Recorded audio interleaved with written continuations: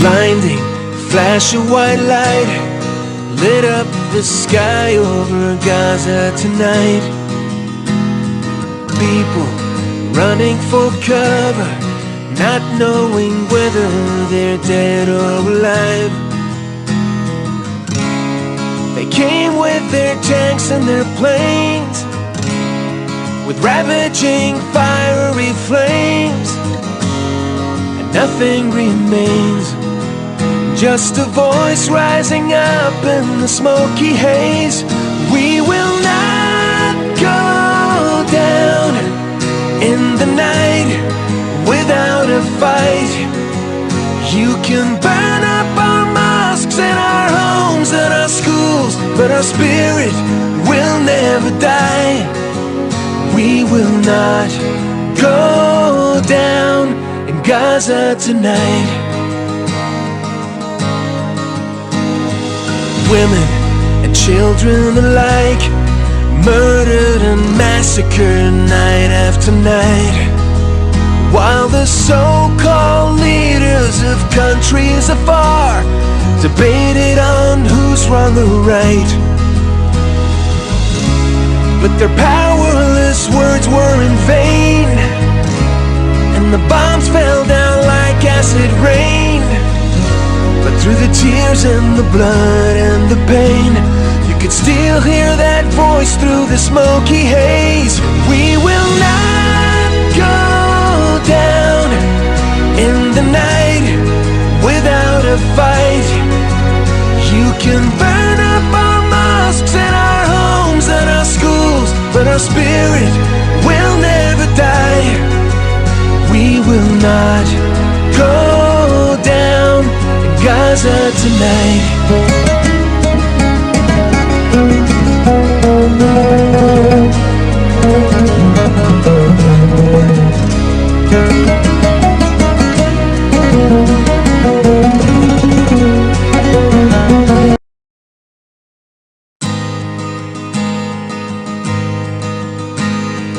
Blind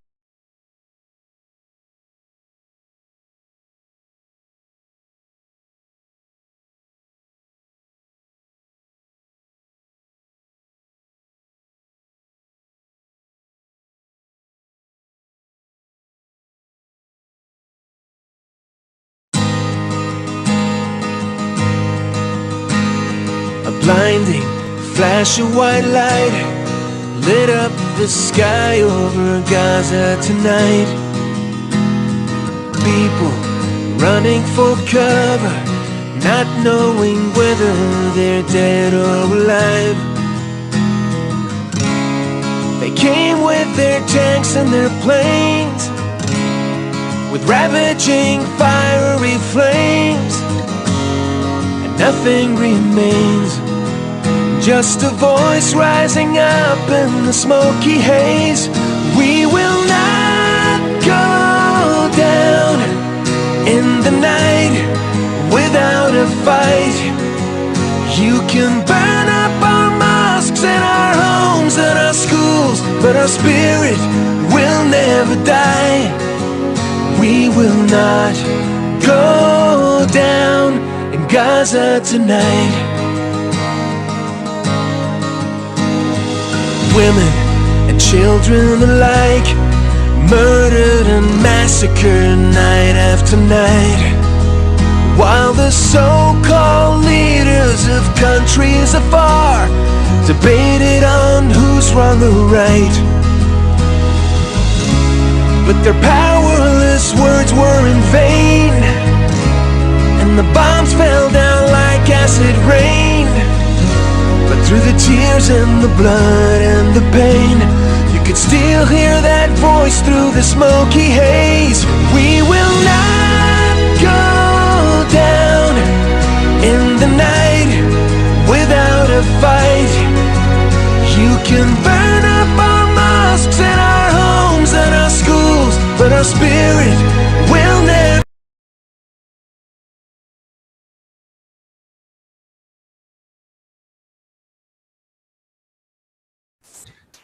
Assalamu alaikum and welcome to the second International Conference on Palestine, Today is day 6, and this is session 12, the last day and the final session of the conference.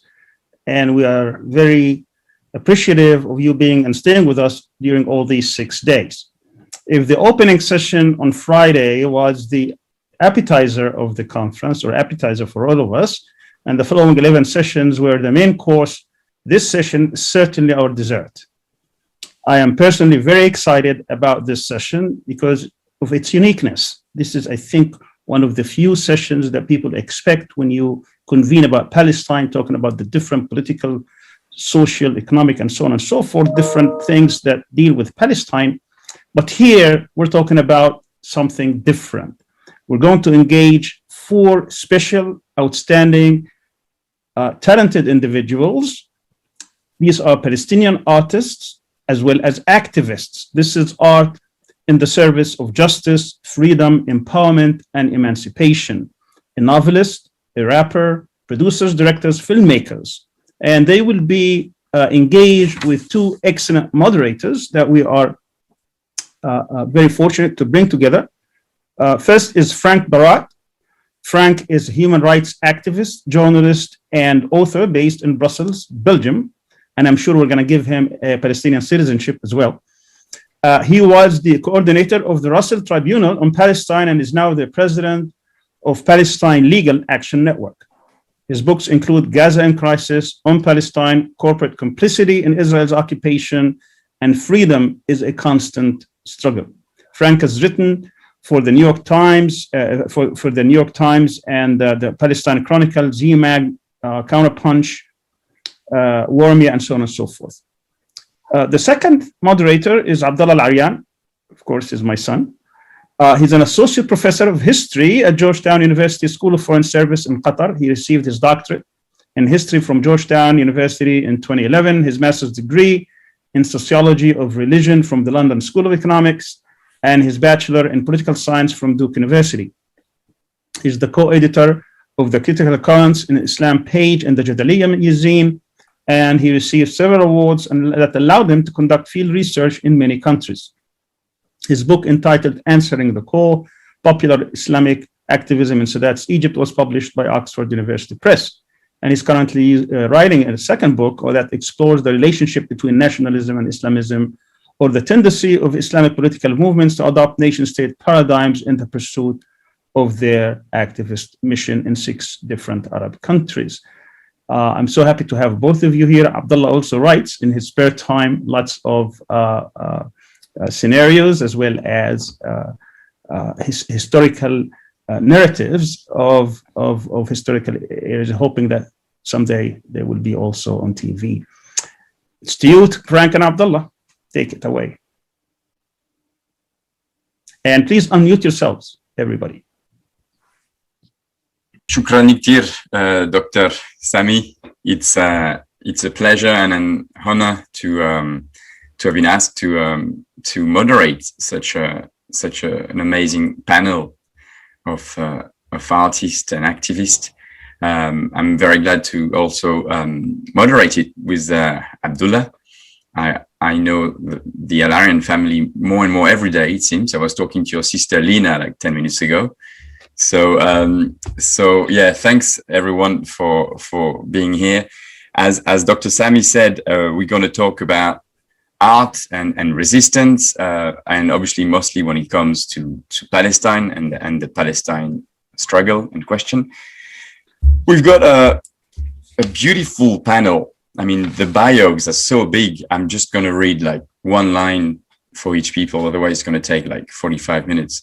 I'm joking, but so we've got with us today. I'll start with Farah Nabulsi.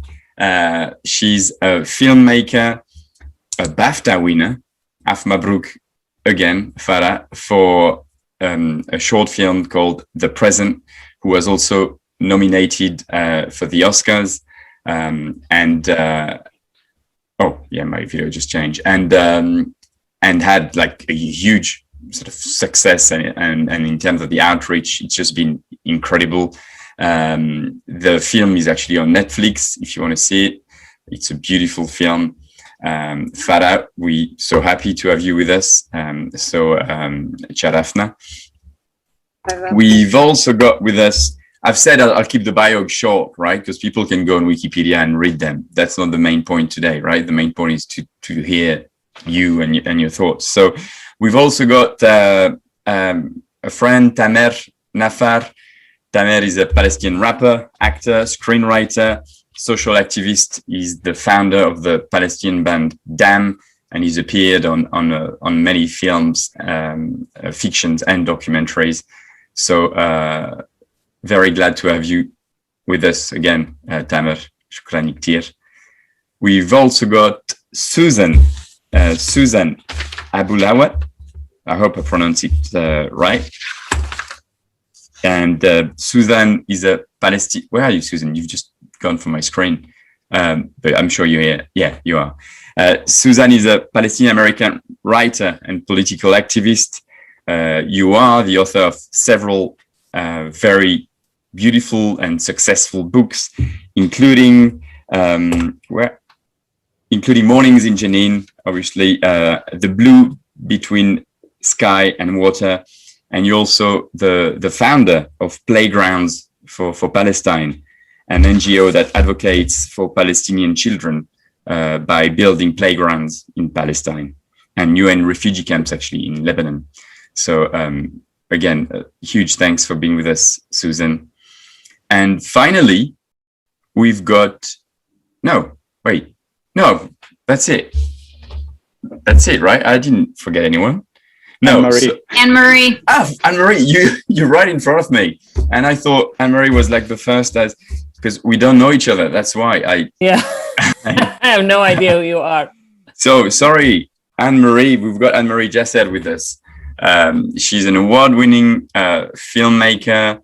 You're an activist. You the founder of Dar Jasser, a cultural center in Palestine, in Bethlehem. You'll tell us more about it. Your film includes Soul of the Sea, Wajib, When I Saw You. You've got, it's like a bit of a family reunion today. I've got to tell people, right? Because I can say you're adapting Susan's book, right? That's like not secret, Anne-Marie, right? No, it says on the web, right? So Anne-Marie is adapting Susan's book. Anne-Marie's husband, Osama, has produced Farah's film. So it's all quite cozy. Yeah, Anne-Marie, Sharafna as well. So glad to see you. And now I will pass on the baton to Abdullah, who's going to sort of start with the first question, I guess. Thanks, Abdullah. Yeah, thank you so much, Frank, and thanks to all of you for being here with us. This is such a joyous occasion to be with all of you and to ask you questions that we've had for some time, just given the fact that all of us are obviously very big fans and supporters of all of your work. But I thought we could start maybe just by asking a very general question, which is, thinking about this particular moment in time that we're all here together, having this conversation, obviously in the shadow of so many horrific events that have been taking place over the last couple of months or so. And so I kind of wanted to just maybe start by asking for your thoughts or reflections, asking how you're doing, how your families are doing, how your various projects in Palestine. I know all of us have various connections to everything that's happening there. Tamer, you're joining us from there. So whether you have any sort of thoughts or reflections on the most recent events. I know, we follow you all on social media and have seen that you've been very outspoken, but if you have any thoughts or reflections that you'd like to share, maybe Anne-Marie, we could start with you if you have some reflections. Yeah, thank you, Abdullah. And it's good to be with you all. In terms of reflections, I feel that you're right. Things have, become, once again, very difficult in the last few months. Tamer and I are both in Palestine, living in different parts. I'm between Haifa and Bethlehem, And these are two places that are very close to me and have been affected in different ways, I would say. But I also, you know, it's nothing new. I mean, we've gone through this violence again and again, and it's a wave that it comes and it goes. You know, we've lived through more violent times. You know, and I have personally, you know, felt, you know, have lived through much more violent, and I'm talking about particularly about the second Intifada, where you really fear for your life, and now that's, you know, it's again the same thing but in a different way. It's sort of it's the faces of occupation that show itself again and again, you know, over the last, you know, 70 years plus, that, you know, that it comes at you in every way. It comes at you, the violence in the mundane life, the violence in your daily life, and the violence in, I mean, it's everywhere, and it's everything. And it's, you know, I bring up Haifa and Bethlehem because Bethlehem, of course, is in, you know, what has been come to be called the West Bank, and people sort of associate that with a place that's always under violence, but it's the violence of Haifa. I've been living in Haifa for 5 years now, and it's a city that is the undercurrent of that violence has been bubbling and bubbling and bubbling for years, and it's, you know, it's just another explosion, and there will be a calm and there will be an explosion, and until, you know, until things are really dealt with in a real way and real justice is happens, you know. So, yeah. Thank you. Tamer, can you talk to us a little bit about, you know, a lot of us outside have been reading and hearing so much about the, you know, kind of mobilization of the Palestinian citizens of Israel, and especially kind of in this most recent, you know, set of events. Is it unprecedented? I know it's something that tends to be very underreported. We don't really see a lot of discussion around it. We also tend to see it as always kind of purposely and intentionally separated from the broader Palestinian experience elsewhere. So what can you tell us about sort of what's been happening lately? I can speak specifically on what is happening in Lid. You know, Lid was very front paged during the event. And it's a city that it's, I would say, 75% Israeli Jews and 25% Palestinians. And somehow, yeah, it did shock the city the way it elevated and escalated. But now it's calmer on the daily life, but it's still on, يعني نار باردة. إيش بيقولوا نار باردة?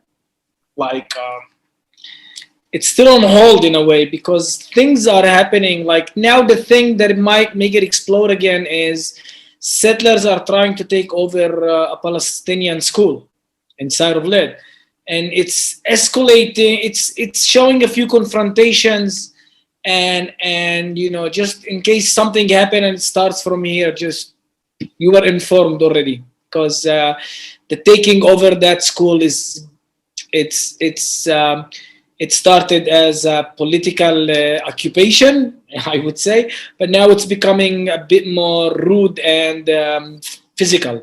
So you know, that is what is happening right now before it explodes. Thank you, Farah. Would you like to chime in? Chime in. You know, I don't live in Palestine. And I feel like I can speak as sort of a Palestinian on the outside looking in. And I would say that on the ground, of course, things have never been worse. But in some ways, I think these past few weeks have sort of shown us that in the outside world, in the court of world opinion, I see things as potentially getting better. And I penned an opinion piece in the Hollywood Reporter where I spoke to, you know, some of the experiences that have taken place inside, whether it's the very different experiences of 48 Palestinians like Tamer, and I even referenced, you know, his incident of seeing busloads of settlers being pulled out in front of his home, to the experience in Gaza and the bombardment there, and then to what's happening in Sheikh Jarrah, as well as, you know, in the West Bank. And they're all a bit different and yet all the same, right? It's all this system of oppression. But what that did bring to the forefront is this idea of, you know, unity and intifada, if you like. And I love the idea of that. I mean, and I hope something solidifies there. It's something we haven't seen in over a generation, maybe two, that I hope somehow continues, under no illusion that somehow this last few weeks was going to solve, you know, anything. But I would say that the speed in which the outside world kind of reacted was very different. And I would say that the conversations that were being had, even on mainstream media, was somehow slightly different. And so it's been a very interesting dynamic these past few weeks. But of course, as always, you know, my heart is with those on the ground having to deal with this unrelenting oppression. No, thank you, Farah. Suzanne, you're not far from me. I'm here in Washington, D.C. I think you're in Philadelphia. Right. Have you seen a big change or a shift in the way that Americans in particular, or maybe just the United States overall, has been responding to these latest events? Well, sure, but I think that I think we focus too much on the reaction of Westerners in general, and that's not really something that I'm really focused on. But yeah, I mean, there has in general been a shift. I think what has been steady and growing has been the friendship and solidarity of nations throughout Africa, throughout South America, and many Asian countries as well. The United States is not a friend and has never been a friend. As far as the masses, I mean, yeah, sure, there's changes there. But I think in times like this, the sense of exile and dislocation is really amplified for people like me who aren't even, allowed to be back home. We're not experiencing violence directly, but there is a vacuousness, an emptiness of not being home and not being with the people we love and want to be with. So I wanted to make a point, but it just escaped my mind. God, I'm at that age. But I think in general,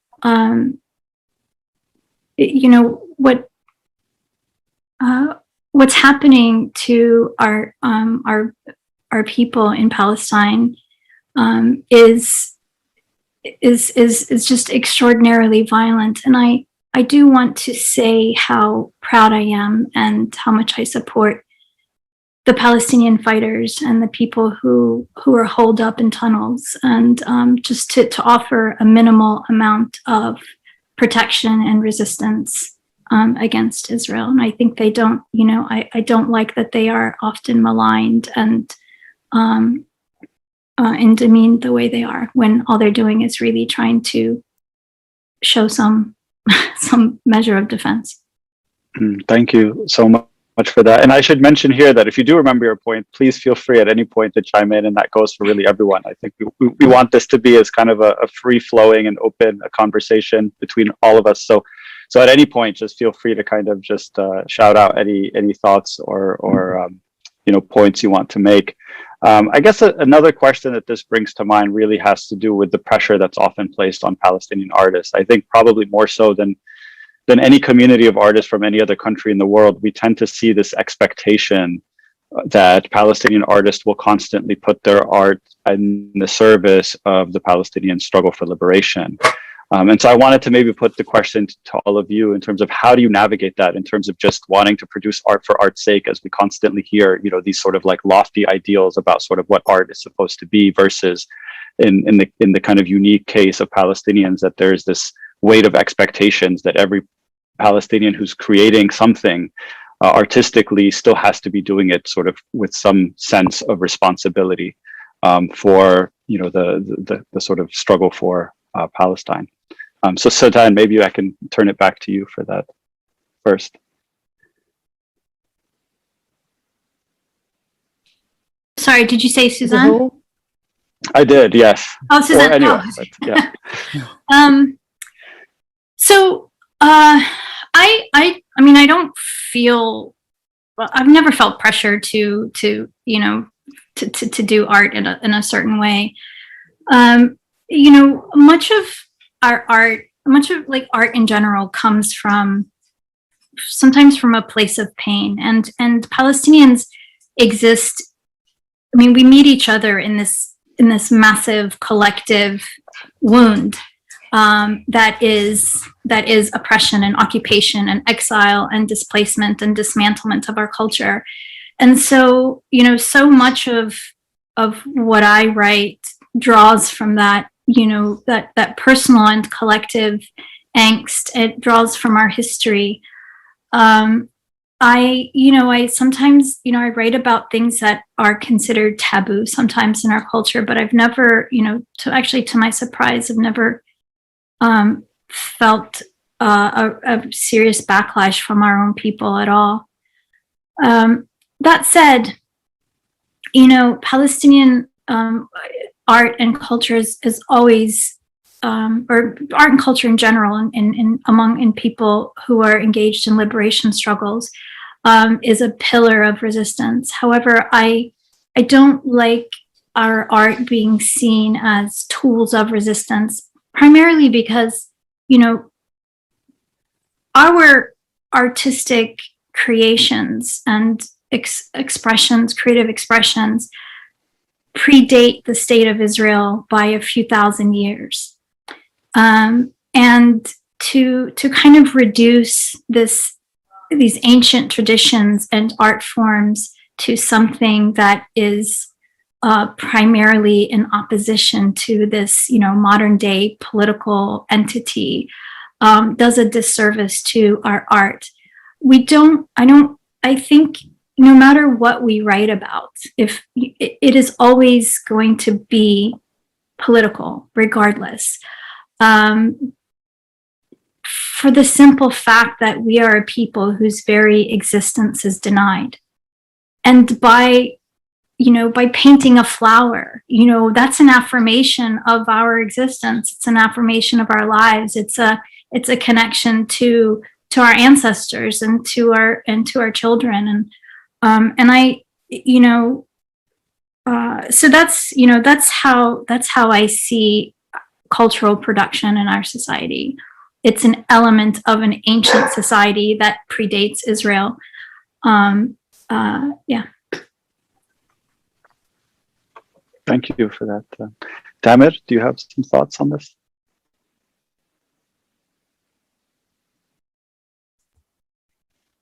Oh, I think you're muted. The answer, I mean, my answer is always not planned, but my answer is always, depends who's asking it. I'm gonna be honest, I just noticed that if a Western media or an Israeli media says, what about you do non-political art? I'll be very defensive that you cannot delete or block my protest. And when an Arab or a Palestinian asks me about, would you keep doing protest art? I'll be like, I'm allowed to do about love and stuff like that. So it depends who's asking. So I don't know. It's very sad for me that the political situation, that the occupation and whatever is happening brought us into this situation where if I want to do just, you know, a Beverly Hills teenage movie, I have to be apologetic about it. It's very sad. It's very sad that we always have to be deep, and, you know, I can just be so I can just act stupid. I'm allowed. So there you go. That's my answers. Fair enough. Yeah, Farah, same question. So I think, first of all, we can do both. We can be both. We can do it all. An art critic I read said you cannot make art. I'm really sorry, Farah. I also meant we can be both, but it's not happening. We are hardly both. We are almost. Yeah, no, I loved your answer. I'm now, yeah, I loved your answer. But I think we can be both, and I'm referring to this art critic who said you cannot make art without a sense of identity, yet it is identity you seek in making art. And I think that's for anyone in the world, you know. For me, though, at the same time, in many ways, I didn't come from an artistic background. I didn't study film. I didn't work in the industry. So I actually chose to become a filmmaker, very much driven by wanting to tell the Palestinian narrative for the reasons of, yes, protest, resistance, a purpose-driven filmmaker, if you like. So it came from a very raw place of specifically choosing, I'm not here just for the sake of art. And if you look at my website, Native Liberty Productions, at the top, I quote David Dormino. He's an Italian artist, and he does these colossal, incredible bronze sculptures. And he basically said, true art always had a role and responsibility to take a stand, because the fundamental role of the artist is to help people shape their point of view in a way that liberates us. Otherwise, art just has this sort of aesthetic function to it in that sense. Now, obviously, he's referring to his art, but to me, that resonates. So ultimately, there's a side to me that is going where my creativity takes me. I'm excited about that. And I will and do look at certain things now that aren't necessarily Palestine related or politically driven in that sense of, our narrative. And it could be art for the sake of art, but very much I'm driven by what my identity is drawn to and what's important to me as a human being, as a Palestinian as well, and as someone who wants to do work that does have that sort of deeper meaning when it comes to our struggle and injustice. And I always say that if everything Palestine was resolved, I'd like to think I would use my art to champion something else. But if not a Palestinian for Palestinians, then who? So that's how I see it. But we should be free to express ourselves in any way. And I think it's a choice, and we can do both. Thank you. Anne-Marie? Yeah. They talk about let's talk about the burden of what they call the burden of representation. And I think that's an interesting phrase, because I don't feel that I have any burden when I make my art and I make my work. And I definitely don't represent anything.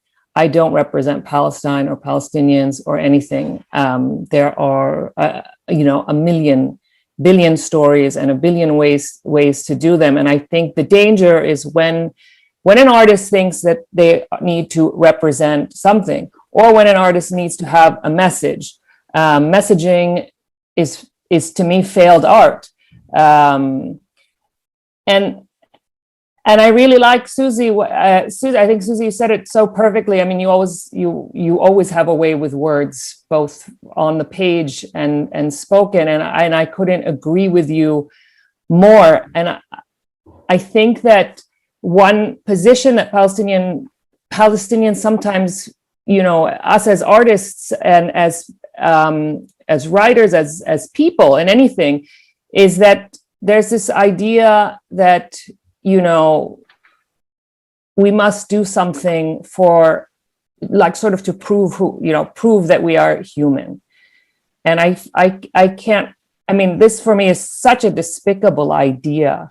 The idea that we have to humanize ourselves, or we do things to humanize. I'm going to humanize the Palestinians.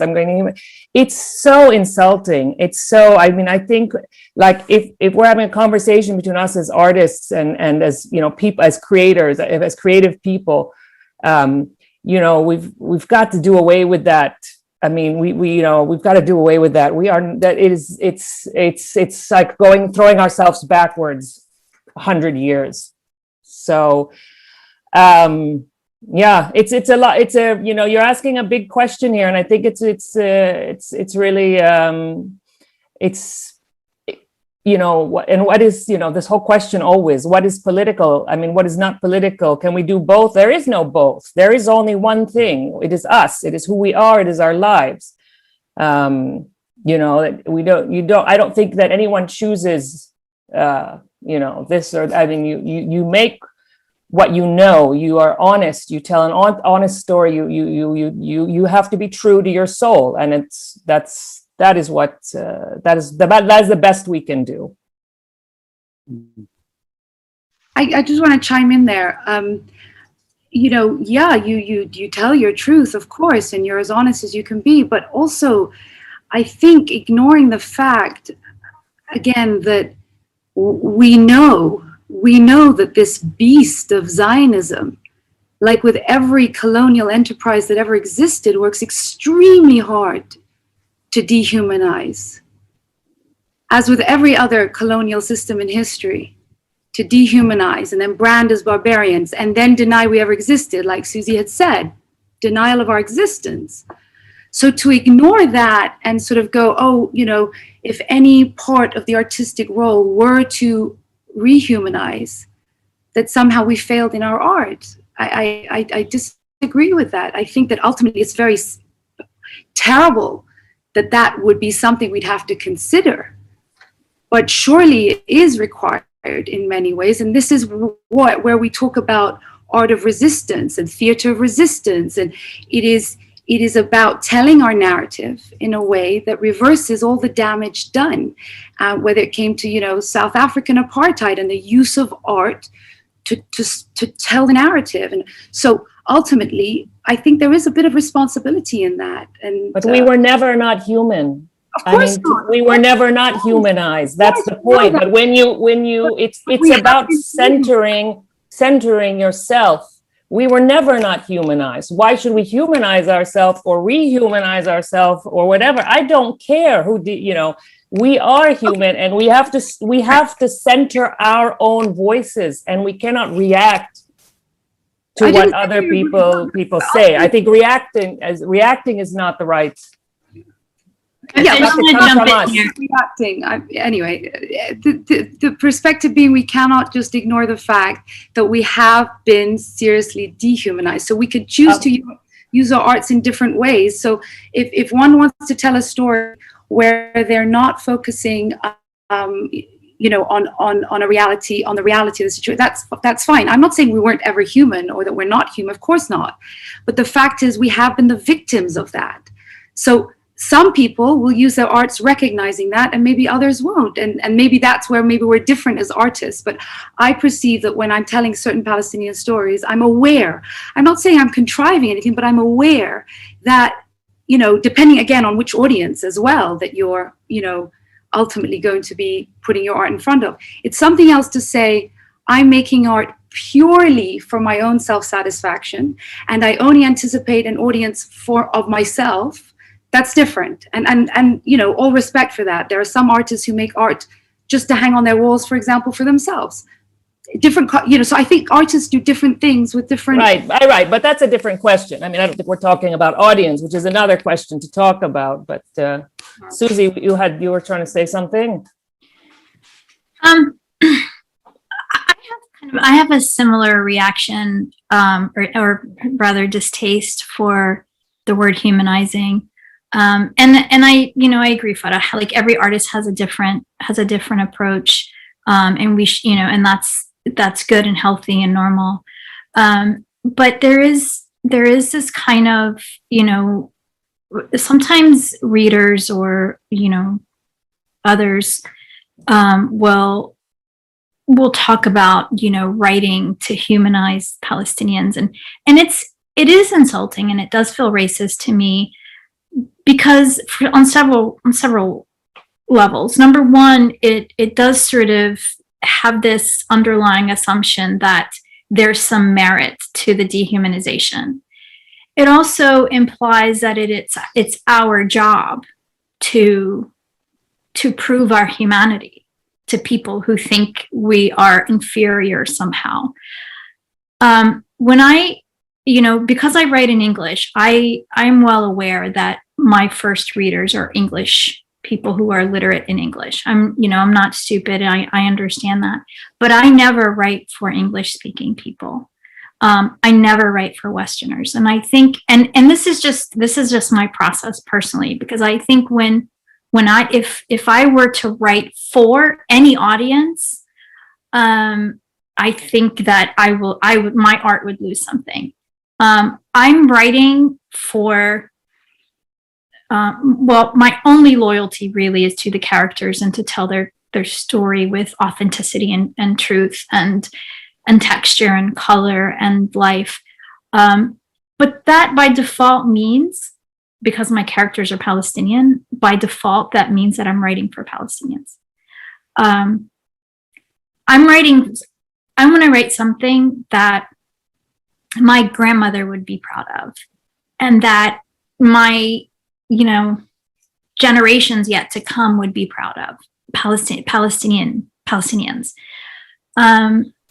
So I do think, I feel like when we do think about this sort of Western dehumanization and that whole discourse, that it starts to formulate our outward-facing conversation. It starts to make it very Anglophile and Anglocentric, rather, or Eurocentric.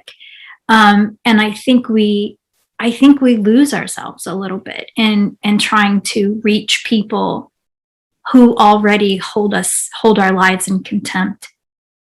So I don't really even like engaging in those conversations, to be honest. I mean, I just feel like, hey, like, you want to have that conversation, read my books. Like, I'm not going to do this. Thank you all for that so much. Frank, go ahead. Yeah, it's just, Yeah, no, I was going to say, maybe Tamer wanted to say something. No, go, Tamer. It's for me, it's not about humanizing or not humanizing. For me, it's about that overthinking of, even if I want to do a love song, I will have like Milhad al-Bahar, for example. It's a love song if you think of it. Yeah. It's a love song, but we are tied. We are tied by decision, by a choice, but it's there. Even when you say people have a choice, I agree. But some people have tens of choices, and some people have only two choices. So it's not that. So Junction 48, it's supposed to be a love song, but we had the house demolition. So I don't think we have a choice of non-choices. And it just reminds me of that. I'm not gonna address movies. It just reminds me of one of the songs, Yaret, for the movie Junction 48, where it really starts. Yaret means I wish. I wish I could love you. I wish I could write you a love song full of cliches. That's all I want. I wish I can do that. I wish we can kiss under the rain. But I fucking hate the rain, because the rain reminds me of my leaking roof because I don't have money. So I forgot about the song, and it's just I think that I think it's not about humanizing or not. It's just about not people humanizing us or not. It's just about feeling light and to feel as human being, us as ourselves. Because as much as we are human, we are not being treated as human beings. That's something as well.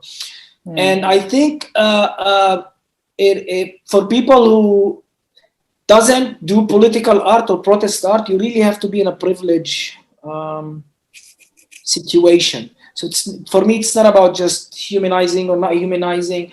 I really agree. I don't have to prove to anyone that I'm a human being.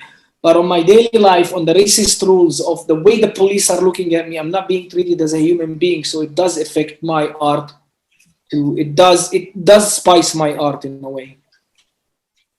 I actually wanted to touch upon this. We've been talking about humanizing or dehumanizing, but Palestinians are faced with another issue, right? And they've been faced with the same issues since pre-48, which is a colonial power, like all colonial power do, wanted to disappear them. And in a way, history has taught us that to disappear people, you first erased their common past, their culture, the art. I mean, in 48, there was something called the Great Book Robbery, where Israel, one of the first things they did was, steal every books that Palestinians had. And a friend, Khada Karmi, actually wrote about this, and I think a documentary has been made about this. For example, Dar Jasser was raided by the Israeli army about a month ago. So the question, it goes even further than humanizing people, right? When you are faced with a power that wants to erase you. I was wondering if you wanted to comment on this. Me? Dar Jasser? Or? Yes. Yeah. Okay. Sorry. Sorry. Dar Jasser. So for those who don't know, is our family home, but it's a cultural space in Bethlehem, and it was raided by the Israeli army. They ransacked the place. They stole the hard drives. They smashed up the house. I mean, something we're in the middle of now is renovating and restoring and rebuilding. But Palestinians, rebuilding is in our DNA, exactly like it's been going on for so long, and we're used to it. And it's not the first time, it's not the last time. And we're so much, for me, I mean, I always have to remember what I always remember the privilege I have in all aspects of my life, and that we're in such a better place than so many others. And I think I'm talking specifically right now about Gaza and what's happening in those places. I mean, but the fact that Dar Jasser was ransacked is also, like you said, I mean, it's a history of this erasure of our culture. Almost every cultural institution in the West Bank has been raided, and we knew, I mean, the hard drives were taken. What do they want with our hard drives? I mean, but that's what they do. Every single institution, they go and they take the hard drives. It's always the hard drives, and then they smash other things and they take other things. What's going on with the hard drives? We know, and our whole existence has been exactly that. Is that everything has been erased, and I think that's why. When you are born Palestinian, you quickly learn to read between the lines. You always know that there's something missing, that there's something, we have this whatever secondhand, instinct that I'm always looking for the other side of the story. I'm always looking for more, because I know what happens when things are removed, and from the picture. And that's something that is, shown its ugly. It's the ugly face, another ugly face of occupation that has existed in the silencing of our artists. I think it's, we always have to talk about the generation in front of us. The generation in front of us, the generation now, continues to be silenced, but the generation in front of us, I mean, I think it's important to always put that in the forefront. They were silenced, they were killed, the stories, and it's still happening today. The conversations are behind the scenes, and we know it. And when we talk about it, people who maybe are not so familiar think it's a bit paranoid, but there is a real system that is still happening today. I mean, we were talking, you started off specifically about, the Israeli army and Dar Jasser, but I'm not just talking about the Israeli apartheid system, but also a system in the world in which our voices are still being silenced, whether it's festivals, funding, publishing houses, it's all over. And I don't know a Palestinian artist who has not been confronted with that attempt of silencing or changing our language in order to, go through. Yeah. And I think coupled with that, with the erasure and the silencing, is appropriation. So on the one hand, there's, all kinds of, theft of hard drives, silencing, intimidation. Then there's this sort of rapacious desire to indigenize themselves, foreigners who really have no relationship with the land, no familial connection whatsoever, and no common culture that unites them, none whatsoever. And so, the only thing they have is what was already there, what was created by Palestinians.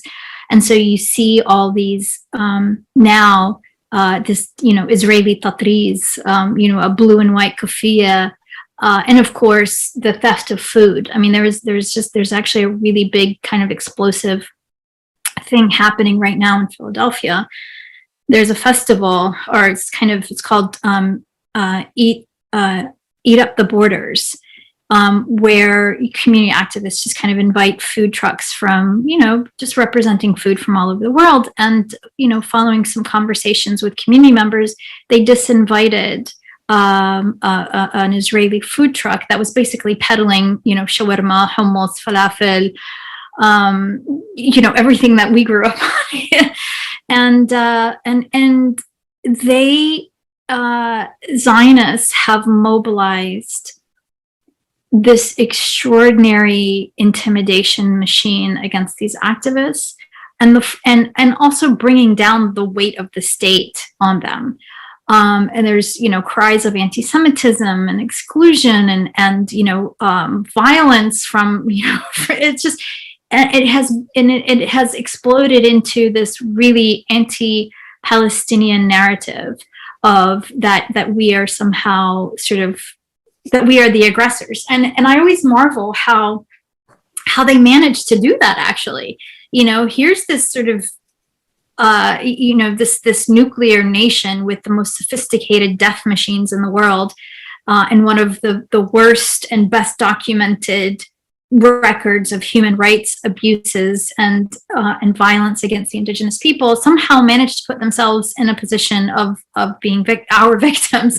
It's extraordinary, and it's playing out now. But it's about cultural appropriation, and so I think that, I do feel sort of sometimes protective of our culture. I feel defensive. Over hummus. I feel this is our kufiyya. Like, get your fucking, sorry.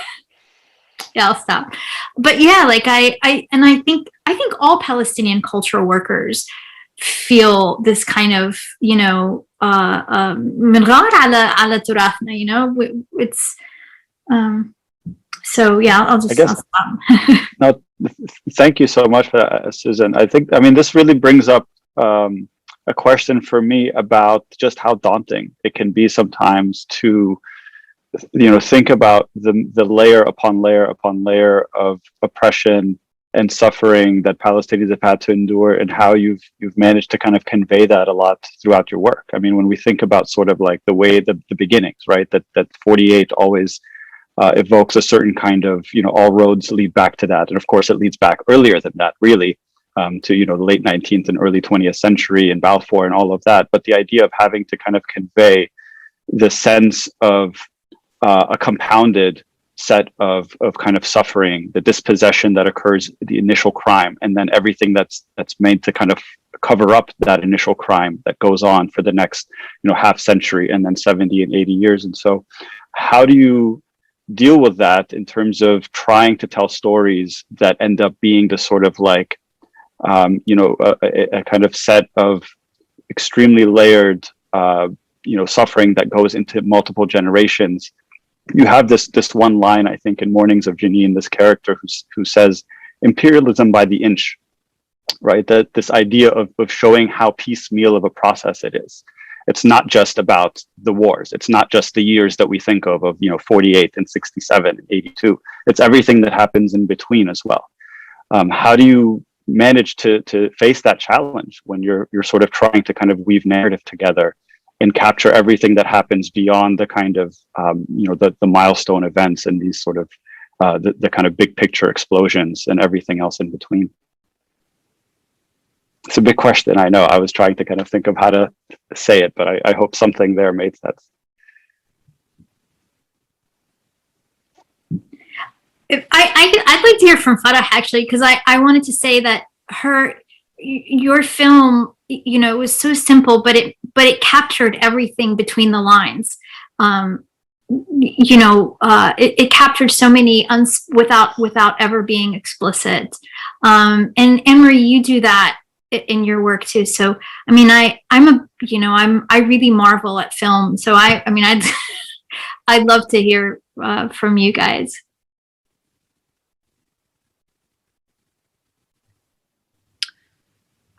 Thank you. I can't, so really it's not an answer to what you asked, Abdullah, from my end, because I haven't done the sort of generational, captured it generationally. For me, the present being the gift and the present time, really. So this was, let's put all history aside. Let's talk about what's happening right now. And then, as you said, don't mention the word occupation, don't mention the word apartheid, but it's there to see. And it doesn't take a genius to see it in what is a very simple story.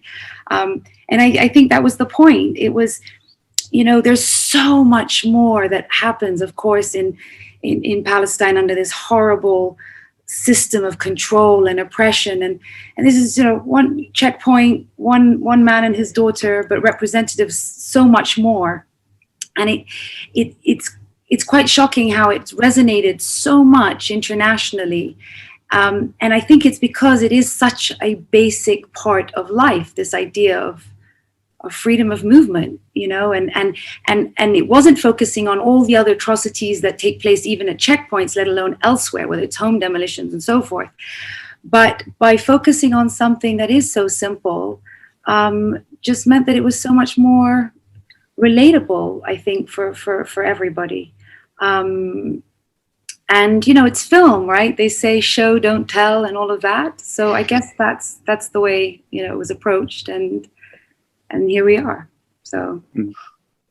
And Anne-Marie, of course, your first film, I think, like 20 Impossibles, was also about a checkpoint experience. I mean, back in 2003, and I thought that was kind of interesting to see both of these films, set 18 years apart, and yet it's still the same kind of experience. So maybe you can talk a little bit about sort of what went into thinking about this as being, a scene for trying to showcase the kind of the Palestinian experience in this one this kind of one everyday experience with checkpoints. Yeah, I'm always interested in the mundane. I'm always interested in that place. It's never the extremes. It's never the black and white, because what's happening in Palestine, as we all know, is so much worse. Like 20 Impossibles was actually shot in 2001, and it was at the height of, real violence. In the army, we were hiding in our bathrooms, and there was, F-16s, dropping bombs. And it was terrifying. And that film came out of that, which is that you don't really see any of that, because it's so clear to me how wrong that is. And I'm interested in work myself that is, more about that gray area, that the violence of humiliation. And it's the same thing with Tamara brought up Salt of the Sea, that opening scene at the airport when Soraya is strip searched, the humiliation of that. The fact is, when people watch that, they're like, oh my God, that's awful. Like that's, does that happen to you? I'm like, that every time, we know that every time we come in and out, that happens to us, but actually it's much worse what happens to us. My experiences there have been much worse. My very early formation of my consciousness as a Palestinian came at checkpoints and at the bridge when being strip searched with my entire family. It's so much less than what is in the opening scene of Salt of the Sea. But when you do that, then they're like, oh, you've gone, you're going to, it's this feeling, you've gone too far, like you're exaggerating. When we all know, anyone who's gone through it knows it's not an exaggeration. But, and then, yeah, like 20 Impossibles is something that was also all about our identity, how we were, it was right at the, it was Oslo. It was a reaction to Oslo, how we were suddenly, we had been being split up from each other with the colors of our license plates and all this, the colors of our IDs. And then there was this thing where, if you were a 48er, if you were a Jerusalem, if you were, Palestinian, from the diaspora, if you were this, like everybody's different IDs enabled them different privileges and different things that they could do and places they could or not. And the film was really about, a group of Palestinians who are all Palestinian and they live, in a certain place, but because of their, ID cards, etc., they were split up, and they're, in the case of the 20 Apostles, a film crew, and it was, actually, since, there was a barrage. I mean, there was like nothing but checkpoint films from Palestine for a period. There's been a lot of writing on that. George Khalefe writes about that. It became a genre in Palestinian cinema, the checkpoint films. And there's probably 150 of them. I mean,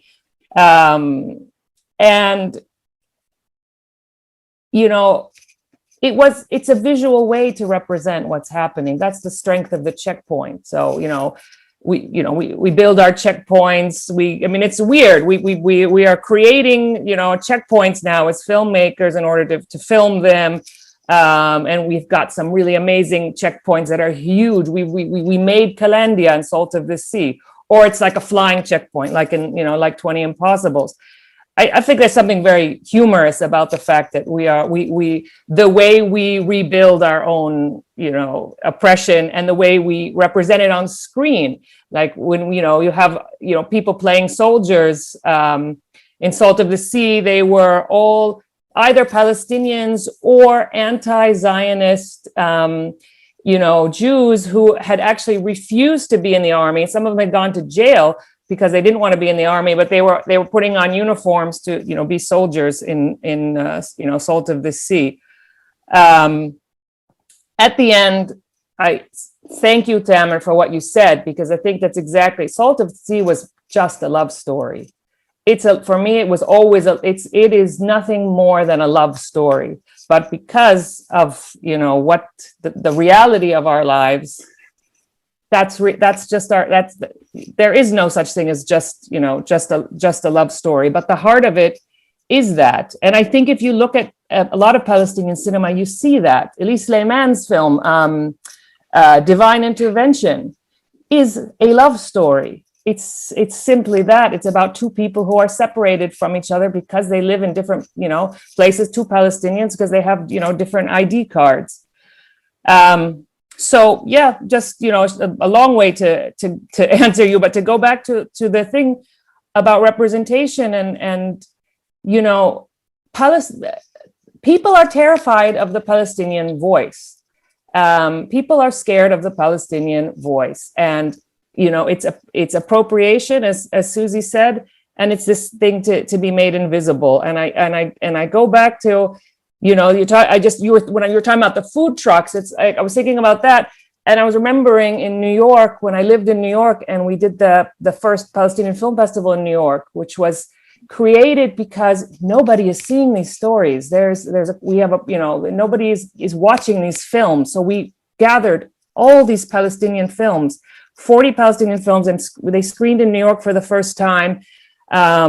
There are people making films in Gaza that nobody knows about and nobody sees. There are people making films in Jenin. There are people making films. We don't know them because, they don't have the connections. They don't have the money. They don't have, ability to study film abroad, or they don't have, whatever the reasons are. Nobody sees these works, and there's so much of it.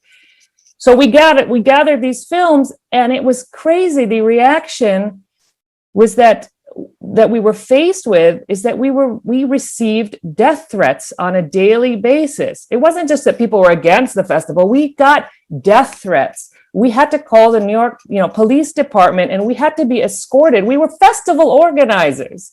I mean, that's how ridiculous the Palestinian experience is, that you are organizing a film festival to screen films, and you need police protection to walk, from your office to the subway. And that is, the reality of Palestinian existence. But I think maybe it's because through films. I mean, for me, like Palestine, the question of Palestine is also about images and realities, right? And images for people like me, who before 2007 never set foot in Palestine, was, what you see in the media and stuff. And then you go there and the sort of the reality hits you. And I think maybe the response about the film festival is because you were challenging a very powerful myth, right, about Israel, as Susan mentioned, as this, David versus Goliath, this victim of, surrounded by, Arab states and enemies. And a quick thing, I remember when I went to Palestine in 2007, I went to checkpoint 300, I think the one in Bethlehem, the big ones. And I was with Jeff Halper, actually, from ICAD, and Jeff told me, if you want to go through it, you've got to, queue from 3 a.m. You got to, and so I woke up at 3 a.m. I went there, and the number of people that, really people like cattle, right? Like, shocked me so much that, I felt like puking and stuff, and I just couldn't stand it. And I went back to the house in Beit Jala or whatever, and then one day I went back to the checkpoint and it was totally empty. I think it was 3 p.m. or something. And I filmed it. I had my camera and I filmed from the start of the checkpoint till the end of the checkpoint. And then when I edited it, I accelerated the thing. And I think it lasted, the film is about 6 minutes long and there was no one in the checkpoint. And it's, and I showed it to people in Europe and people were shocked. They were like, what is this? Is it a terminal, an airport, like a terminal in an airport or something else? No, that's a checkpoint and it's empty. And the film is like, I speeded it up. If you go there at 3 a.m., it takes like 3 or 4 hours. So I think that's the thing, right? About challenging this myth that we've all been fed with about Israel. And I think that art and culture, and that's what films are weapons in a way, and books and music, because they're very dangerous for colonial state such as Israel and its supporters like the US, Europe, and the rest. So it's not really a question, but yeah, Farah. Yeah, I want to chime in here. So first of all, checkpoint 300. I don't know if you made the connection, but that's scene 2 of the present. That was checkpoint 300, and I had a very similar experience where I decided to go in the dead of night, and I went through it and went, "What the hell is this?" And what I find interesting is that I kind of came to this conclusion that, similar to you, Frank, despite for me everything I thought I knew and having gone there many times as a child, it was going there and seeing the reality on the ground with my own 2 eyes, okay, that made a huge seismic shift in me. And every Westerner I've ever met who is probably more active and more passionate about Palestinian freedom and justice than actually probably most of the Palestinians and Arabs I've ever met are because they went and they saw what was going on, right? So then I sit there and I think to myself, so if we really wanted to really solve this, other than obviously internally getting our house in order, let's put that aside. I'm talking about, the world moving in a social movement to bring change. It would be to bring millions of people to the ground to see with their own 2 eyes what's going on. Now, obviously, that's just an economical, logistical, decades-long impossibility in that sense. But what is the next best, extremely powerful, cost-effective, time-effective, and achievable alternative is bring Palestine to them, whether it's through film, through music, through art, through everything you just said, culture, art. And so in that sense, I feel like that is, to me, one of the most powerful elements of art.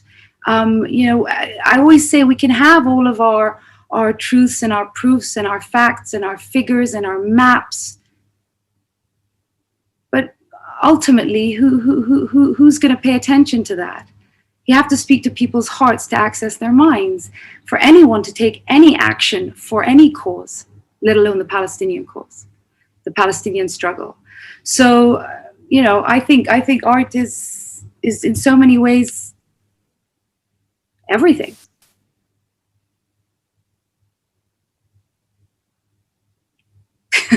Have you all frozen? if no one else wants to sort of jump in, I want you to ask something about art and the power of art, because I think we shouldn't underestimate the power of art, but we shouldn't either think that art's going to change everything and make everything better in Palestine. Because like I was thinking of like Palestinian films that have made like sort of big news over the last 10 years. So there was Paradise Now, Five Broken Cameras, Omar, the Assault of the Sea, actually The Present. But I feel like I remember for Five Broken Cameras, like Michael Moore pushing Five Broken Cameras. I remember Robert De Niro going to the opening of the film and people going, wow, this is going to be like such a change. This film is going to change a lot, right? And then how long ago was Five Broken Cameras? At least 10 years ago, right? Or more. And then, I mean, let's say the present comes and it's everywhere, and Netflix, and it wins a BAFTA, and we're thinking, well, we're opening a door here. There's something new, but we need more, right? We need a lot. Yeah, go. Ultimately, no one film is ever going to solve this either. I mean, it's the collective, it's the continuous, and it's also things working in tandem. You've got to be engaging, and you're speaking to people through art, of course, and that's part of it.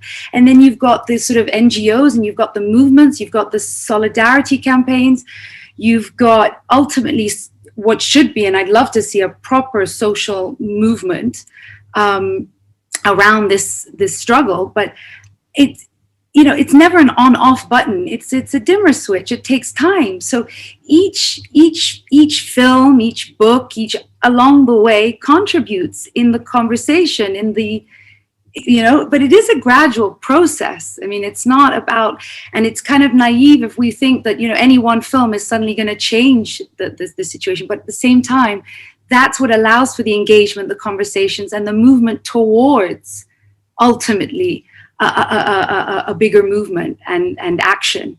But what I'm trying to say is, without the art, without that engagement, you're thinking and hoping that things will get solved on the back of, yes, the real facts and figures and numbers and proofs and truth. But ultimately, that's not how it works. And any social movement will attest to that.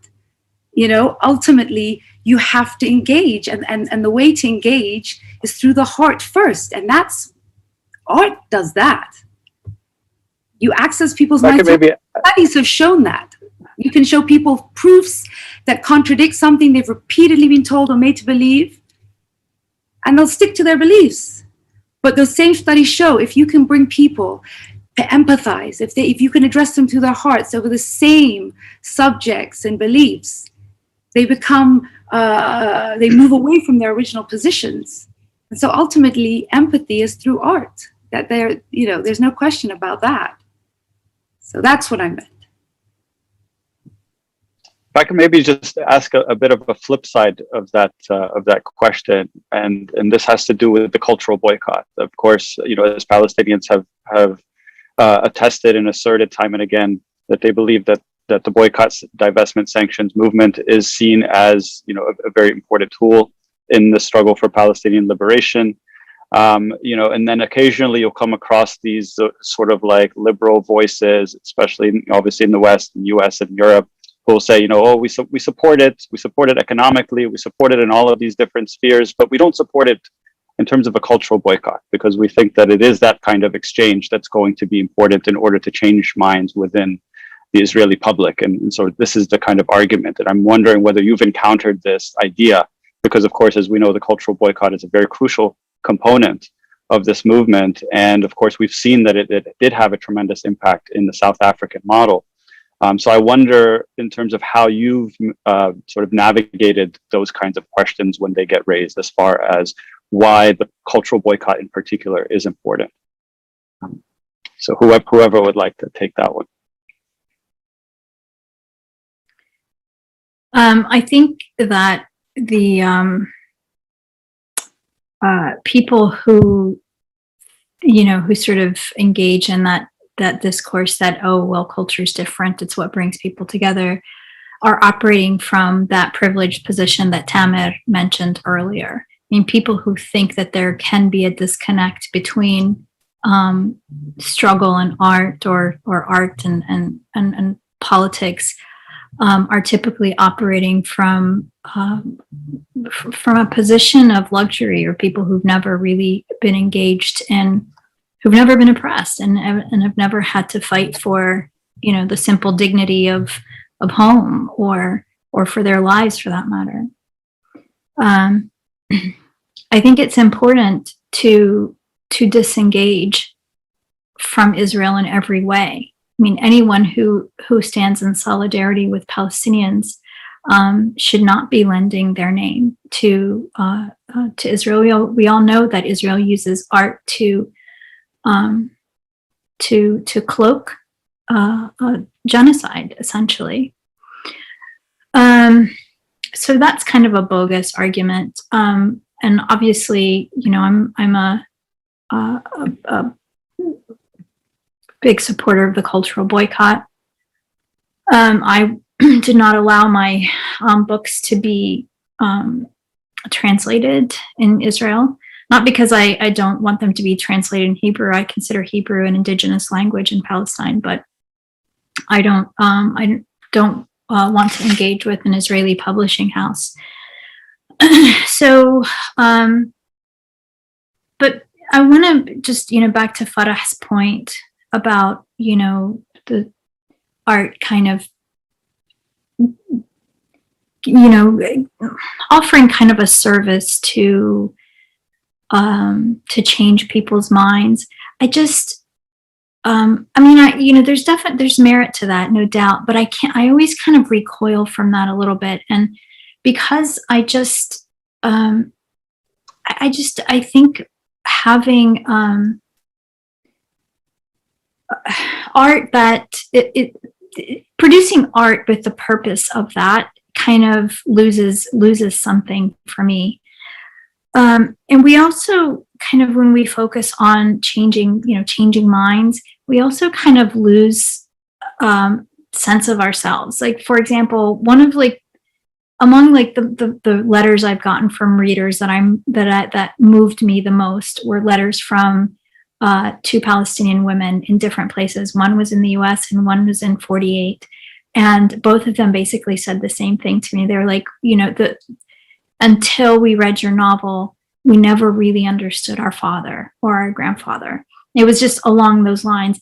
And, you know, and we kind of, you know, we forget our responsibility to ourselves, to our own society. And that's more important to me, honestly. I think art can serve a lot of purposes, and, you know, you can use it in service of whatever you want. But ultimately, it is, to me, it's kind of a glue in our society. We are so fragmented as a result of the geographic fragmentation that was imposed on us by our occupiers. And that geographic fragmentation has resulted in psychological boundaries, linguistic boundaries, political boundaries. But our art is common, our anguish is common, the original wound that we experienced as a society are all things that we have in common, and our art can come from these places and bind us and create these bridges and sort of address the fragmentation that we all experience. Yeah, I'll stop there. Just to add to that, I totally agree with that, of course. And that's something wonderful and beautiful about art as well. And without a doubt. And, you know, equally so. I mean, I'll get emails from Palestinians also, though, saying, you know, with the present, thank you, I've been seen. I think that's very important too. I think no, I agree with that. And I completely reiterate that with the present. To be seen.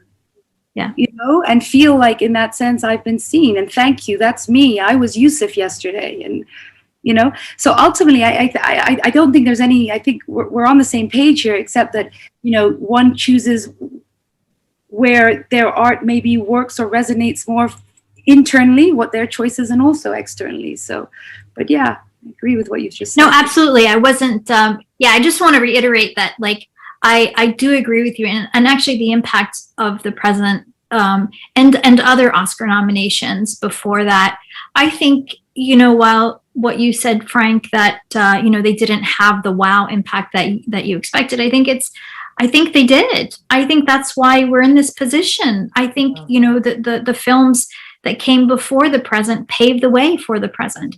Everything we do paves the way for the next generation, for the next artists.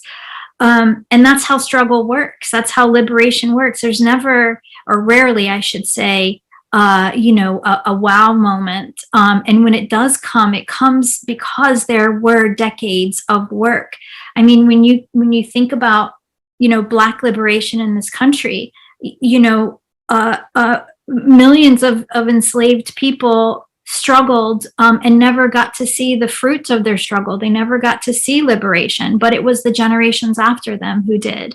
You think of the impact of writers like James Baldwin and Toni Morrison, Octavia Butler, and so many Black writers in this country, and the impact that they had on Black liberation struggles. I mean, it's just, so I think it's all cumulative. You know, we all we stand on sturdy shoulders that came before us, and we create whatever we can for the ones who come after us to stand taller.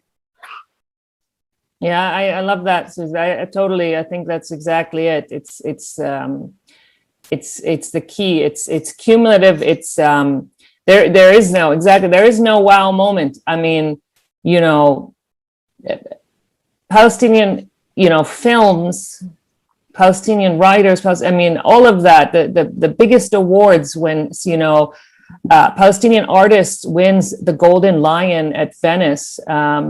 You know, that's, you know, there's so much when, you know, Palestinian filmmakers have been, you know, winning at Cannes, at, you know, the top festivals in the world. When, you know, Hani Abu Assad was nominated for you know, the Oscars with his first film, that came after Elie Sleiman was not able to enter his film and the Oscars. We have to always remember that somebody is knocking every door. Each one of us are scraping at doors in order to make every single moment possible. And there's no way not to you know, look at that and know that you are where you are because of what has happened before you, which has been a massive struggle, and one that is you know, still going on. And I guess, Suzanne, more, you know, I think for me, it's our audience that's interesting to me, because those have been the best screenings. Those have been the most meaningful moments in my career. It wasn't Cannes, it wasn't Berlin, it wasn't Venice, it was, you know, those are prestigious and whatever, but it's, you know, the screenings I had in Palestine with my own audience, and the reaction and then the conversation, because that's, you know, that's what cinema does for me, is that we have to, it's for us, and it's to push ourselves and to get ourselves to, you know, to challenge ourselves, to ask ourselves questions and to figure out our way together. That's more interesting for me, is my own audience. And that doesn't mean that, you know, when I make films, I have a very specific audience in mind, which is, you know, my own people. But being able to speak to a much larger audience and being able to go beyond borders, I mean, that's what art is. That's what art should be, is that, you know, there are no borders, and that, you know, I think the more specific you are, you know, and the more honest you are, the film naturally speaks to a bigger, to a wider audience. It becomes universal in its specificity. But when it's, you know, the other way, it's, I don't know, it seems it does, you know, fail somehow. I wanted to say something else. I'd like, now I've also forgot. I guess it's the age as well. But well, feel free to jump in with it if you remember. But I mean, I think, Suzanne's point is very well taken. I think we can even take it back further and think about the kind of broader trajectory of Palestinian artists, particularly those who've done the work in terms of documenting the Palestinian experience. Oh, please, yeah, go ahead. No, I'm sorry. No, because it went back to your original question, which is that as an artist, I don't think Palestinian film cinema, as a filmmaker, I don't think, and someone who runs, like cultural programs, someone who mentors and someone who teaches, I don't think cinema is going to change anything at all. I think, because you asked about, what is going to make a difference in Palestine is like when Israelis are forced to give up the occupation of other human beings. There's no film that is going to change that. There's no novel that's going to change that. I think it's naive when people think like that this is going to be, the only thing is like a real effort of power to lift us, get the fucking boot off our neck. That's what is going to change. And that's where justice is going to come about. It's not going to come from our films. Anne-Marie, how does the boot get lifted? Who puts the pressure? Boot gets lifted with economic pressure. The boot gets lifted. Something really solid, not from our films. How do you get that economic pressure? How do you get that economic pressure? How do you get people we could look at it. We can look at it as parallel. I mean, not to sell yourself short in terms of the power of artists. I mean, think about something like Exodus, right? That an entire generation of Americans was raised on a narrative that really fed into American support for Zionism in a way, right? That between the book and the film, this was something that you can say, I mean, it was sort of spoon-fed to such a degree that American support for Zionism became something that was just taken for granted from that point forward. And I think in that sense, there is room for that to be added to everything else that we see in terms of the political, economic, and so forth. So I think these things have to be seen as sort of working in tandem with one another. At least I don't know if you would agree with that, but in terms of I do agree with that. But America was already Zionist when Exodus was, it was already, politically clear, where it was going and who it supported and why. I mean, that was already there. And I do agree, everything is in tandem. I just, South Africa was not liberated because of, yes, the arts have an effect, but South Africa was not liberated because of filmmakers or because of artists. It was liberated because there was pressure. They were forced to give up their power, and nobody gives up power, as we know, willingly. They only give up power when they're forced to. Yeah, but to be clear, I mean, even resistance art played a huge role, specifically in America, actually, in ending apartheid South Africa. And even, degrees in universities are dedicated to this because it had such a profound effect on individuals in America and public opinion in America, that then led to the public policy and the government policies that then were forced to put the pressures. Do you see what it's very connected, actually, I think. And white South Africans were left out. That's where boycott worked. White South Africans understood they were alone.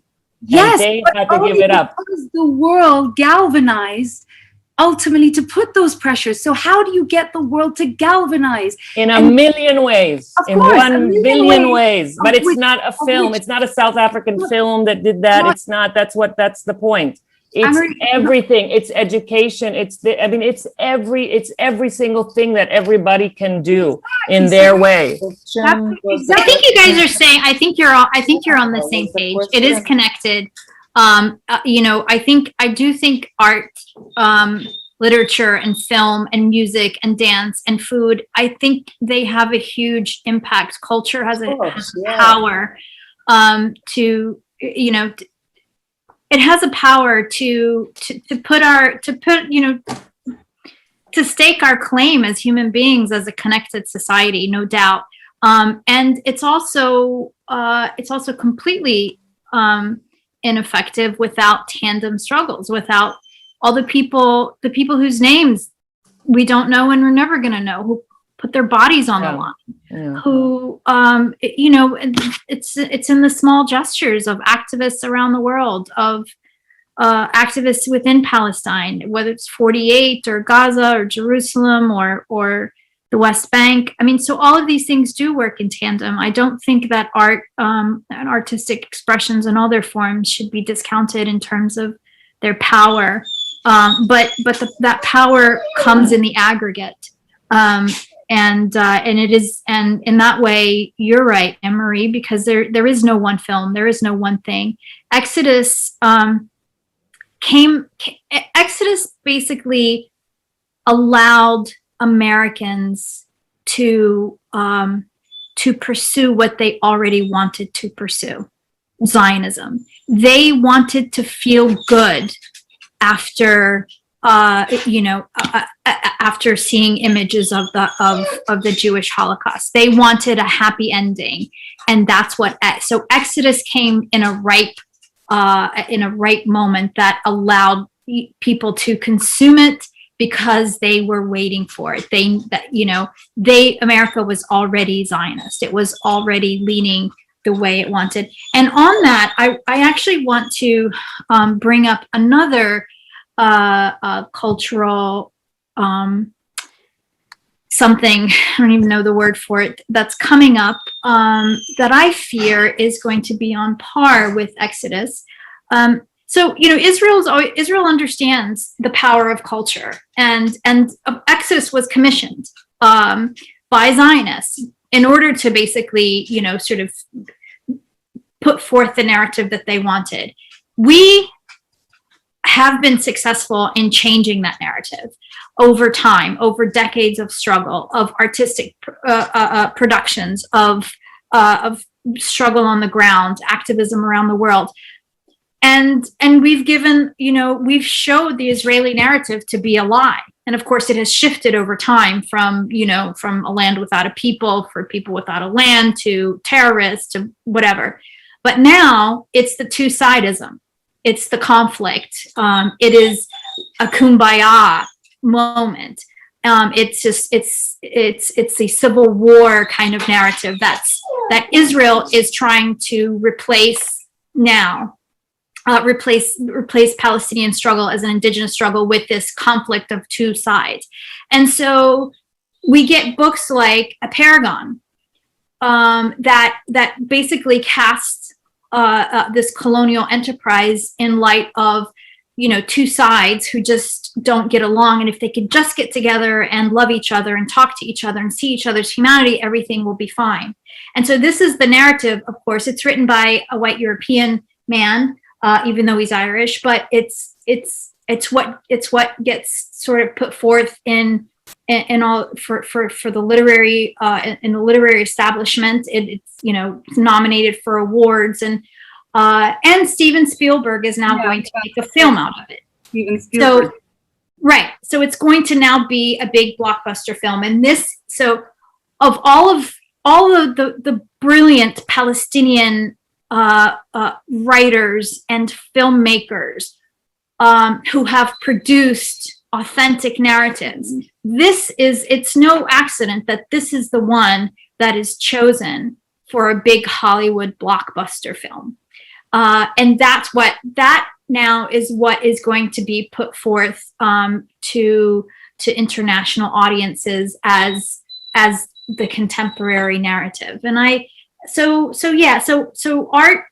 culture and artistic expression is hugely powerful and hugely impactful, and it goes in both ways. So I think that I think that book has done damage, and I think the film will do damage. It's back a bit, just a bit back. It's the whole question about if art's going to change a thing. It shouldn't be a yes or no question. It's just, as you said, I really like the quote, always Tupac's line, that he's not going to change the world, but he's going to spark the minds that will change the world. I'm sure that, I don't know, whoever's going to make the revolution, the militant revolution or the boycott revolution, I'm sure he's going to quote a song or quote a movie line, or it's there, it's effective in a way.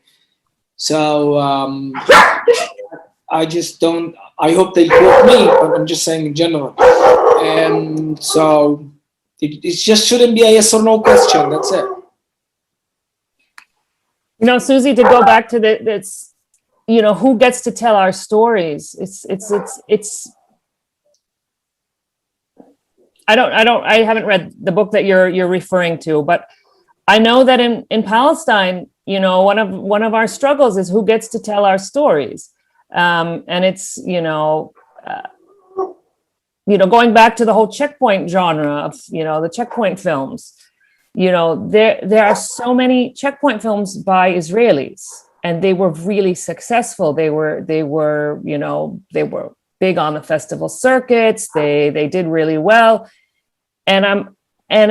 There's something, you know, people said, oh, you know, people really like this. And look, they're really critical. They're critical of the occupation. Like, it's a good thing, right? And I was like, well, yeah, but, you know, I always say, you know, but how were they able to make these films?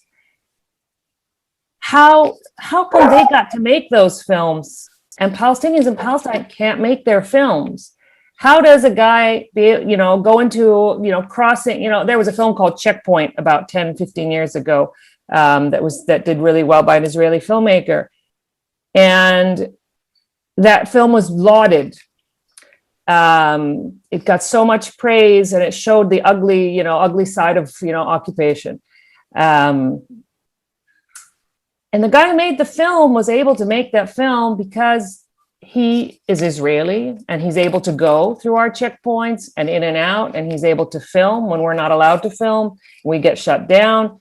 He stood at a checkpoint and he filmed people, Palestinians standing there and, you know, undergoing all the humiliation and abuse of checkpoints. But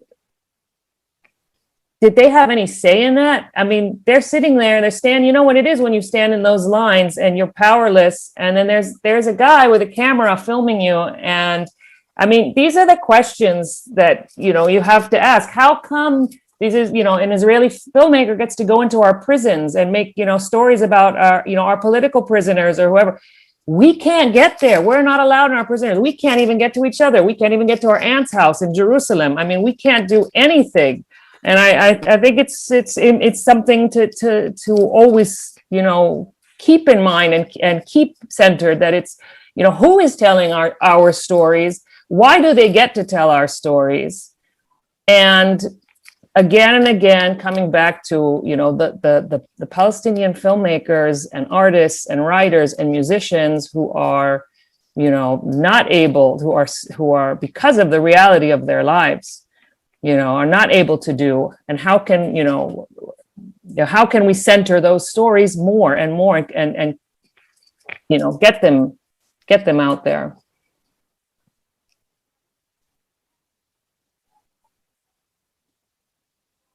Mute. So if I could just ask about, you know, the adaptation, that process for Mornings in Jenin. I don't know, Suzanne, if you want to talk about sort of what your vision is in terms of wanting to see your, you know, your brilliant novel put into a different medium, and sort of why you think that this, you know, this is the sort of way that you'd like to see the story kind of retold now. And maybe for Anne-Marie, if you could talk to us a little bit about sort of what your vision is for bringing it to life, you know, on the screen. Well, first of all, I feel like it's in safe and brilliant hands with Anne-Marie, and you know, one of the and we already talked offline, and you know, one of the things that was really important to me was that this film be done by a Palestinian, that the writers be Palestinian, that especially, you know, that the boss of the film, Anne-Marie, be not just Palestinian, but somebody whose politics I respect, who I trust is not going to make a film to appease anyone, but is just going to be true to the novel, true to our reality, and so I'm excited. I mean, it's kind of, you know, the novel was my baby, but the series is Anne Marie's, and I'm excited about the collaboration. Of course, we can't really say much about it because we're not there yet, but I'm so excited about it as well, obviously. And I watched recently, it's a series, but it's by Mira Nair called A Suitable Boy. I don't know if anyone's watched it yet. Mira Nair, who's a great, filmmaker from India, and she did a series on a novel, an Indian novel, and I just smiled watching it because I just got excited that this Indian director is directing something that an Indian novelist wrote, a novel that was so much loved and so popular in India and also internationally. In the same way, Mornings in Jenin. Is so, everywhere I go, people have read this, Palestinian and non-Palestinian. Mornings in Jenin had a real profound effect on people. And I hope that I, can do it justice. But I bring up Mira Nair's film because series, film, whatever, I don't know what it is. It's like a 6-part, 1 hour. It's like 1 hour, 6 1-hour films. I mean, it's immense. But you really feel when you watch it, the profound, deep, deep love that she has, and her crew has, and her cast has, and the writer has for their country. And with all its difficulties, with all the ugly sides, with all that, everything that it is, there's this huge heart there. I was watching a heart beating, and I this is what I am excited about for the collaboration with Susie. And yeah, I mean, that's what we're all about anyway. I mean, this is all about, I mean, I'm looking at this group. I mean, Tamer and I go way back. He brought up Salt of the Sea. He has a part in Salt of the Sea. We met way back when we were all first, starting out. Chopping batata. he was chopping batata. He also did the soundtrack, the closing tab. Frank and I, you and I have, we have history together, and of course with Farah and the present. And I want to say, it's all about our connections and our collaboration, and we are all connected, and we're all helping each other out, and the present, for me, to come back to the present, with all the success it had, and the Oscars and the BAFTA and everything, for me, what it really represents is that the present represents, and it speaks to, is the generosity of the Palestinian film industry. That is what it is. It's a star group of people came together to help somebody do something, to help Farah get her vision, make her vision without expecting anything in return. And nobody expected that, we don't do things because we think they're going to go to the Oscars. That's like, the cherry on the cake, and whatever, who cares about the Oscars anyways, and fuck Hollywood and all that stuff that we say when we're being punk rock. That's all great stuff, but the fact is, what is important about that film and all our works is that we are a unit. We really are a unit, and I really believe that.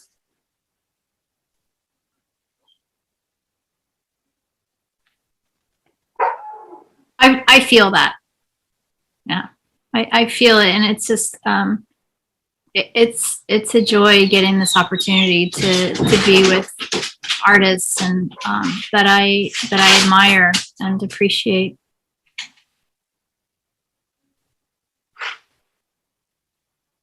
I sort of feel like this is a pretty sort of beautiful end to this conversation. But what do you think, Abdullah? Should you would you want each to maybe sort of wrap up, and we can give you each like a minute or two or something to say something. I mean, a lot has been said, so we're not going to ask you like in 30 seconds to say what do you think is going to bring whatever freedom to Palestine. But if you have any thoughts, or I do know how. You do. I'm kidding. So I think we should just have Tamer just give us a bit of music before we. So he's saying to rap in W, and you're saying rap without the W. Yes, if you'd like to. Wow.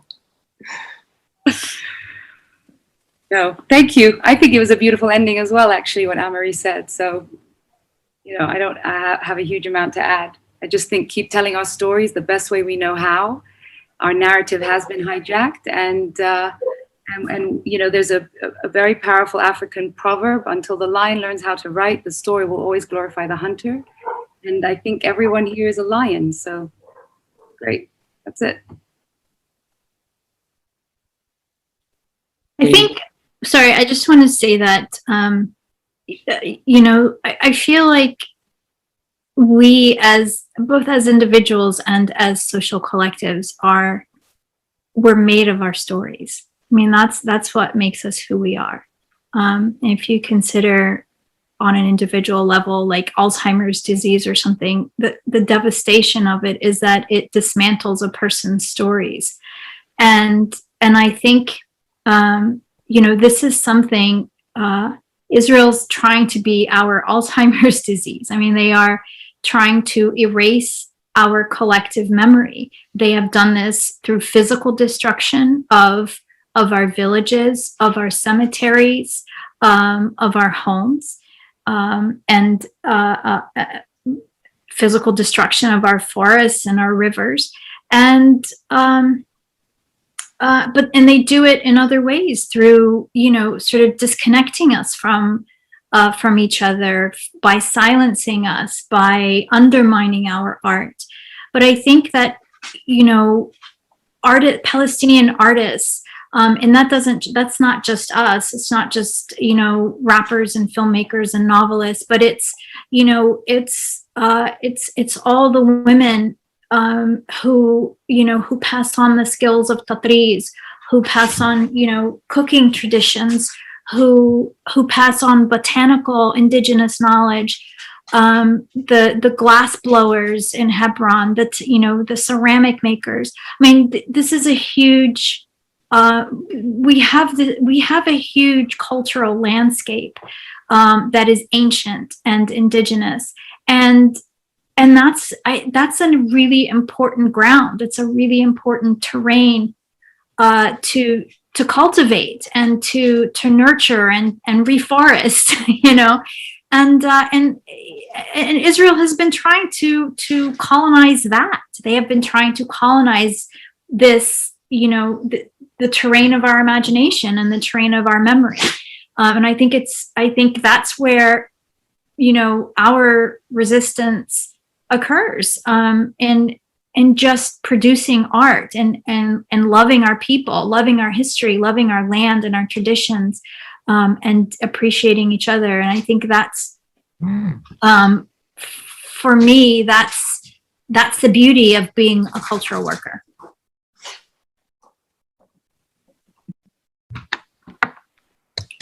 Even though the whole thing was mostly about movies, but I still think that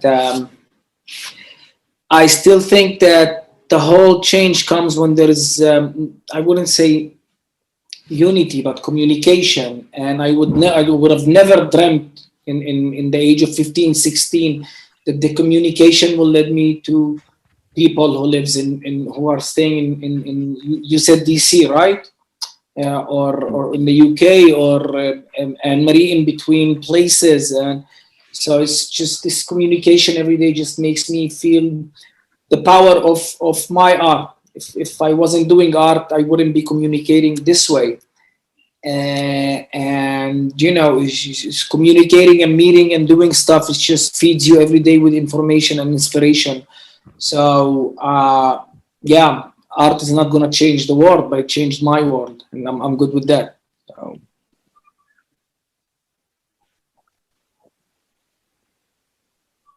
Marie, final Yeah. thoughts?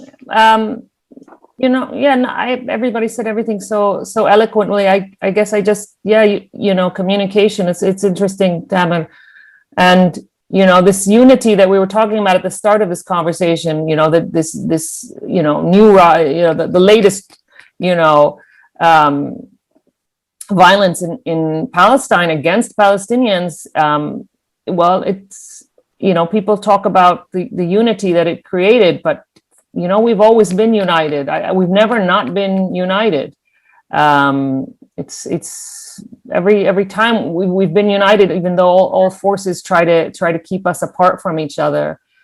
And so I think people become less afraid at different periods in history, and less afraid to speak out. And we're seeing that moment right now, that at this particular moment, people, especially the younger generation, are not afraid. And I have a lot of hope, despite how bad it is. I have a lot of hope, and that inspires me. And I know that we will see an end to this regime in our lifetime. Thank you, guys.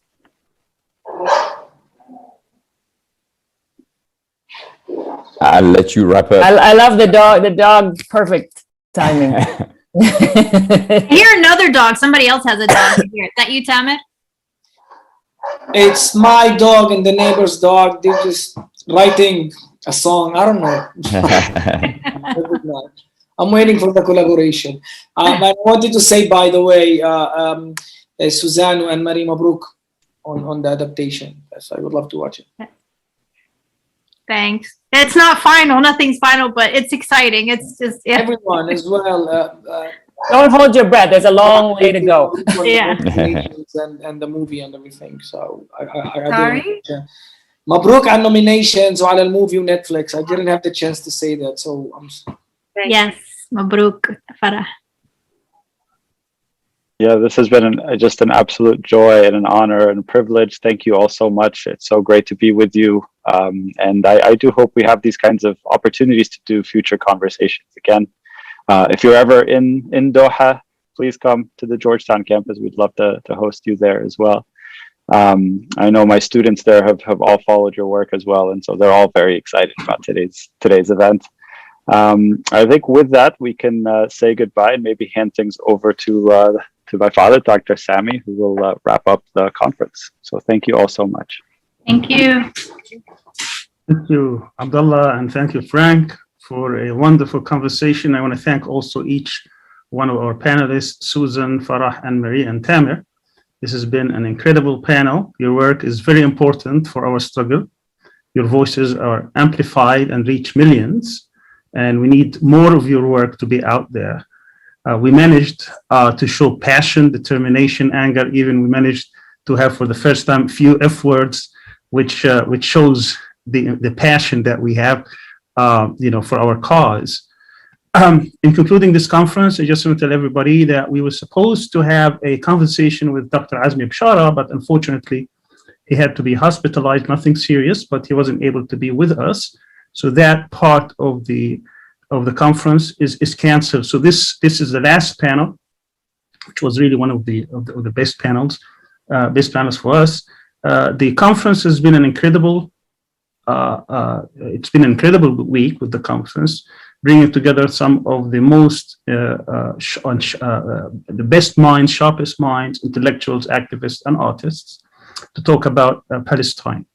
Our theme was to claim the narrative and to formulate a vision. We started that process, and I believe we were able to put together with all our 45 speakers and participants a narrative that shows what the Palestinian story is all about.